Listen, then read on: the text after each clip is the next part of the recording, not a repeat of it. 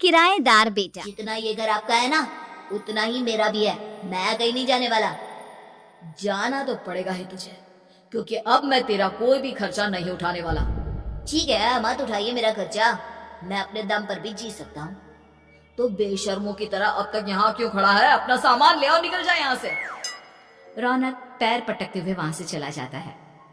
घर से निकालना जरूरी है क्या उसे? बिना पैसों के कौन रखेगा उसे किराए पर? अगर उसका भविष्य सुधारना है तो हमें अपने दिल पर पत्थर रखकर ये कदम उठाना ही होगा। दोनों बात कर रहे होते हैं कि रौनक अपनी पत्नी के साथ एक बड़ा सा बैग लेकर घर से निकल जाता है, लेकिन घर से बाहर उसे कोई भी मुफ्त में अपने घर किराए पर नहीं रखता। अंत में थक हार कर वो फिर से अपने घर चला जाता है। क्या हुआ? थोड़ी देर पहले तो दहाड़ते हुए घर से निकला था, अब क्या हुआ? नहीं रखा ना किसी ने तुझे किराए पर? डैड प्लीज, मैं कुछ दिनों में कोई अच्छी सी नौकरी शुरू कर दूंगा। आप तब तक तो हमें रख लीजिए प्लीज। सुबह से रात हो चुकी है लेकिन कोई हमें रखने को राजी नहीं है। अब आप ही बताइए, इतनी रात को मैं मेघा को लेकर कहाँ जाऊंगा? ठीक है, बहू की वजह से मैं तुझे घर पर रख रहा हूँ, लेकिन तू इस घर में एक बेटे की नहीं बल्कि एक किराएदार की हैसियत से रहेगा। 3 महीने है तेरे पास।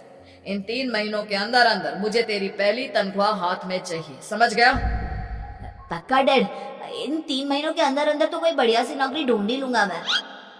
ऐसे ही धीरे धीरे समय बीतने लगता है और अरविंद के दिए 3 महीनों में से 2 महीने बीत चुके होते हैं। पापा जी ने हमें 3 महीने दिए थे, जिसमें से 2 महीने तो बीत चुके हैं। अब ये आखिरी महीना बचा है।